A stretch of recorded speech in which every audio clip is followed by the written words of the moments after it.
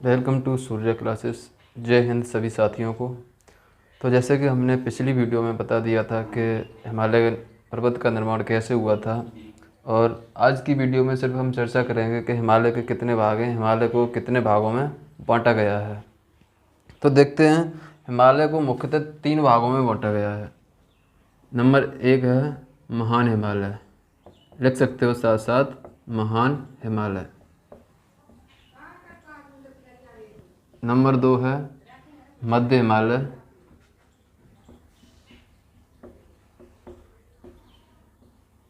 और नंबर 3 है शिवालिक हिमालय। शिवालिक हिमालय।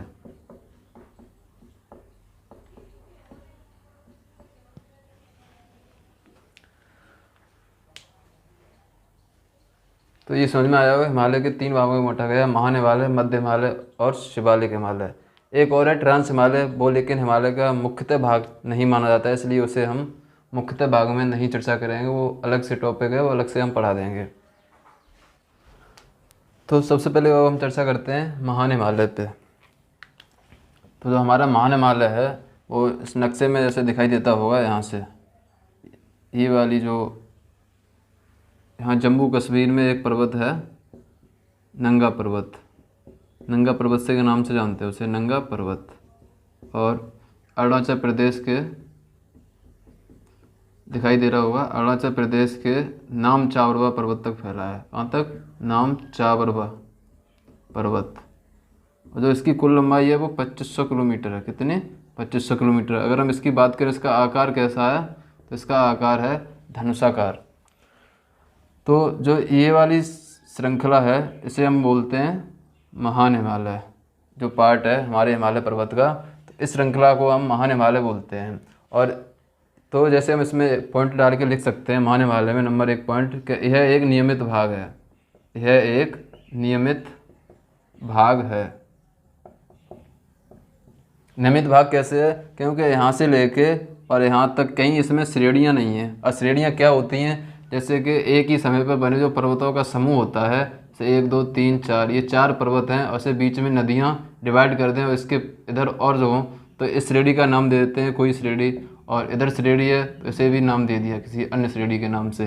तो श्रेणियाँ होती हैं जो पर्वतों के मतलब समूह होता है, उसे बीच में नदियाँ डिवाइड कर दें तो एक तरफ की एक श्रेणी हो जाएगी, दूसरी तरफ की दूसरी श्रेणी हो जाएगी। वो इसमें श्रेणियाँ नहीं हैं महान हिमालय में, इसलिए इसे लिख सकते हैं यह एक नियमित भाग है। दूसरा पॉइंट हम डाल सकते हैं कि ये जम्मू कश्मीर से अरुणाचल प्रदेश तक फैला हुआ है। जम्मू कश्मीर से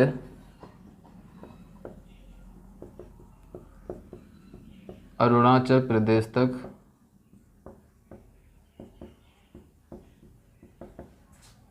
फैला हुआ है।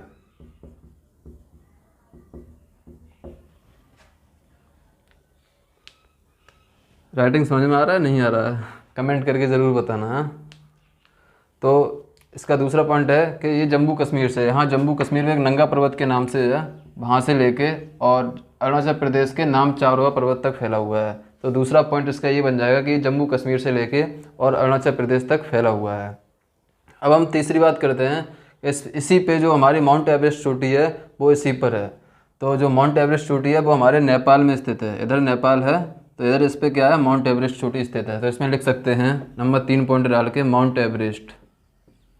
माउंट एवरेस्ट चोटी कहाँ पे है? नेपाल में। और जिसकी कुल लंबाई मानी जाती है 8850 मीटर ऊंचाई। सॉरी, लंबाई नहीं, ऊंचाई। इसकी ऊंचाई कितनी है माउंट एवरेस्ट की?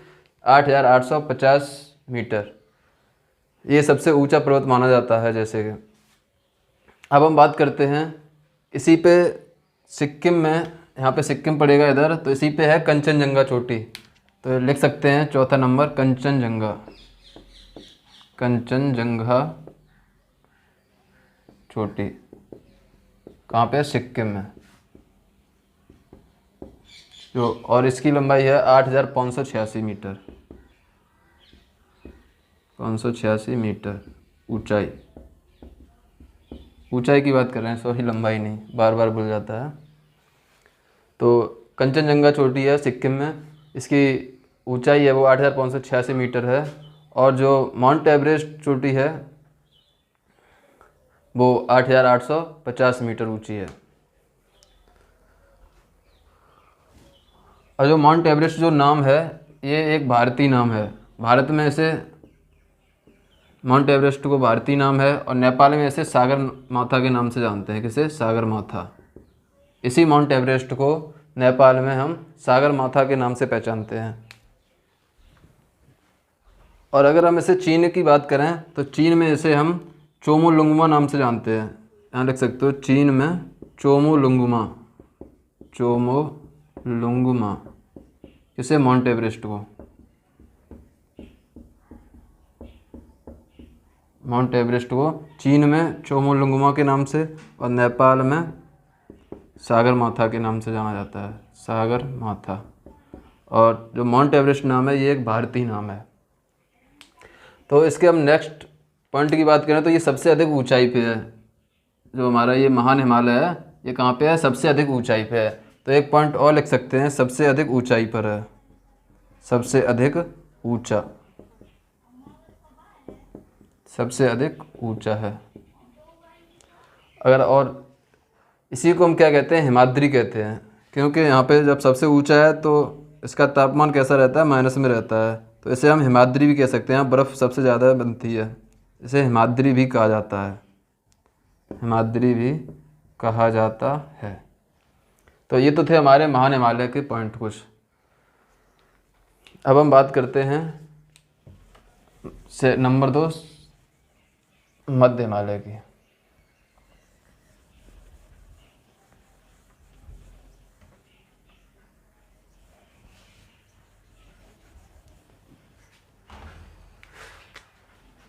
अब हेडिंग डाल लेते हैं मध्य हिमालय।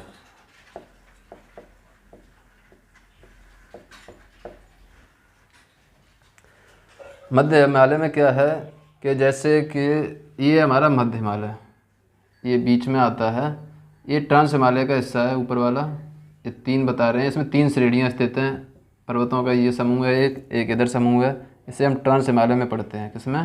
ट्रांस में। और ये हमारा महान हिमालय हो गया। और ये कौन सा है? मध्य हिमालय। मध्य हिमालय में 4 श्रेणियाँ उपस्थित हैं। तो जो नदियाँ होती हैं वो श्रेणियों में विभाजित कर देती हैं। जैसे कि ये है हमारा महान हिमालय, और महान हिमालय से जो नदियाँ उतरेंगी तो जैसे घर का पनारा होता है और वो एक जगह गिरता रहे, तो जैसे पानी उसका गिरता है, वर्षा होती है तो छत पे जो पनारा लगा होता है वो गिरेगा, उसका बारिश का पानी जैसे गिरता है ज़मीन पे, तो ज़मीन पे क्या करता है वो गड्ढा कर देता है और उसके जो कंकड़ पत्थर मिट्टी होती है उसे बिखेर देता है। तो जैसे यहाँ से जो नदियाँ उतरेंगी तो इधर जो हमारा मध्य हिमालय था इसमें जब पानी का बार बार से प्रेशर पड़ेगा तो उसने क्या किया, इन हिमालयों को, मध्य हिमालय को श्रेणियों में विभाजित कर दिया।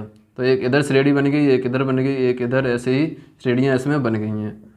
तो इसमें जो मध्य हिमालय है इसमें श्रेणियाँ हैं, तो इसमें लिख सकते हो नदियाँ श्रेणियों में विभाजित करती हैं। इसे पॉइंट डाल के लिख सकते हो, नदियाँ श्रेणियों में विभाजित करती हैं, नदियाँ श्रेणियों में विभाजित करती हैं। किसे? मध्य हिमालय को।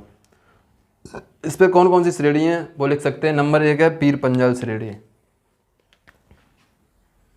नंबर 1 है पीर पंजाल श्रेणी। पीर पंजाल श्रेणी कौन सी है? ये वाली, ये जो श्रेणी है वो पीर पंजाल के नाम से जानी जाती है। तो जो पीर पंजाल श्रेणी है वो हमारे जम्मू कश्मीर प्लस हिमाचल प्रदेश और उत्तराखंड, तो ये भारत के 3 राज्यों में फैली है। कौन सी? पीर पंजाल श्रेणी। ये नक्शे के आधार पे नहीं मालूम पड़ेगा, लेकिन ये बहुत दूर दूर तक है, मतलब नक्शा सही नहीं बना है इसलिए। तो जो पीर पंजाल श्रेणी है वो जम्मू कश्मीर, हिमाचल प्रदेश और उत्तराखंड में फैली हुई है। और नंबर 2 आती है धौलाधर श्रेणी। तो ये कौन सी श्रेणी है? धौलाधर है, ये वाली धौलाधर, लिख लेते हैं धौलाधर श्रेणी। इसमें लिख लो ये कहाँ कहाँ पे फैली हुई है। तो ये सिर्फ हिमाचल प्रदेश में है और उत्तराखंड में। हिमाचल प्रदेश प्लस उत्तराखंड। नेक्स्ट तीसरी श्रेणी आती है ये वाली, इसे बोलते हैं हम नागटिप्पा श्रेणी। इसे हम क्या बोलेंगे? नागटिप्पा श्रेणी।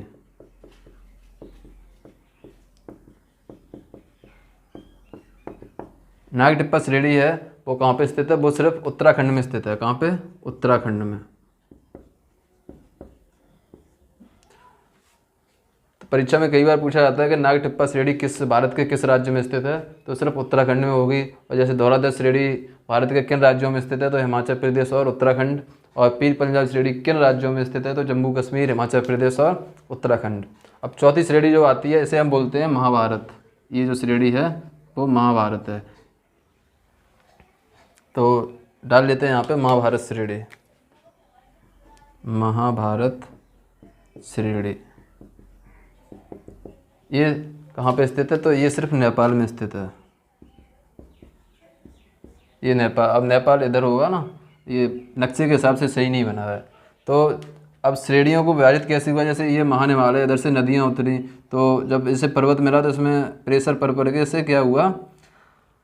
श्रेणियों में विभाजित कर दिया। तो इधर कौन सी श्रेणी होगी हमारी? पीर पंजाल श्रेणी, धौलाधर श्रेणी, नागटिप्पा श्रेणी और महाभारत श्रेणी। और जो शिवालिक हिमालय है वो जो नदियाँ अपने साथ जो अवसाद लेके आई हैं, तो अवसाद से ये क्या बना है? ये वाला शिवालिक हिमालय बना है। शिवालिक हिमालय।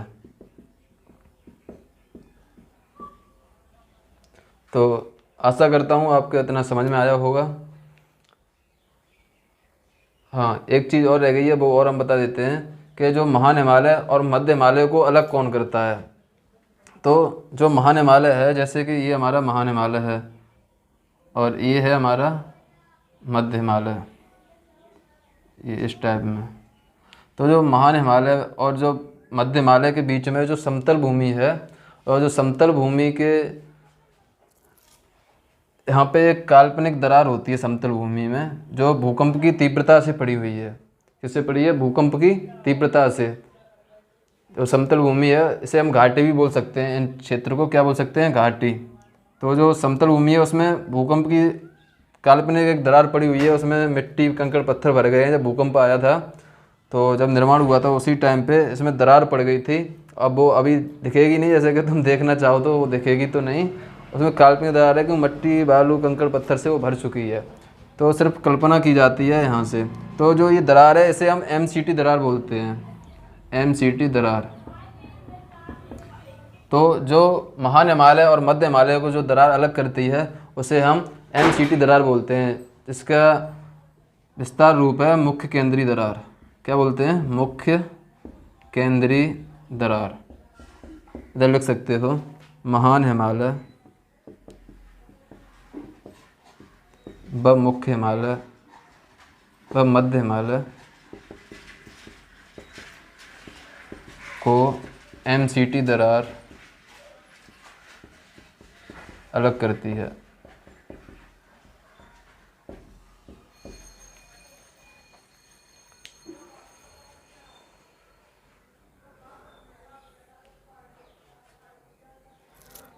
और जो दरार है इसी पे घाटियाँ स्थित हैं। एक है हमारी कुल्लू घाटी,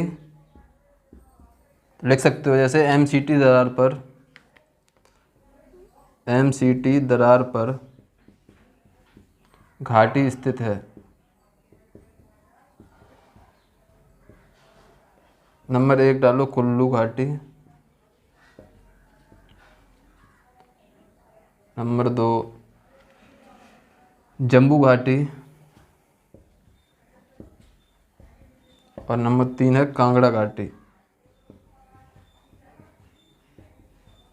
तो जो कुल्लू घाटी है वो है अपने हिमाचल में, और कांगड़ा घाटी भी कहाँ पे है? हिमाचल में। और जम्बू घाटी है वो जम्मू कश्मीर में है। तो MCT दरार पर 2 घाटियाँ स्थित हैं, कुल्लू घाटी और कांगड़ा घाटी, जो हमारे हिमाचल प्रदेश में है, और जम्बू घाटी है वो हमारे जम्मू कश्मीर में है। और इसके बीच में जो काल्पनिक दरार है वो बालू मिट्टी से भर जाती है, और दरार भूकंप की तीव्रता से पड़ी है। इस दरार का नाम है MCT दरार, मुख्य केंद्रीय दरार। बाकी के 2 भाग शिवालिक और ट्रांस को अगली वीडियो में बताएंगे। तो आशा करते हैं आपको समझ में आया होगा। अगर समझ में आया हो तो कमेंट ज़रूर करें, राइटिंग समझ में आ रही हो तो भी कमेंट करें, और वीडियो अच्छी लगी हो तो लाइक एंड शेयर करें, चैनल को सब्सक्राइब करें, जो कि आपको हर वीडियो का नोटिफिकेशन आता रहे। बाकी के 2 भाग से वाले और सभी को दोस्तों को ट्रांसफर जय करवा हिंद, दें। जय भारत।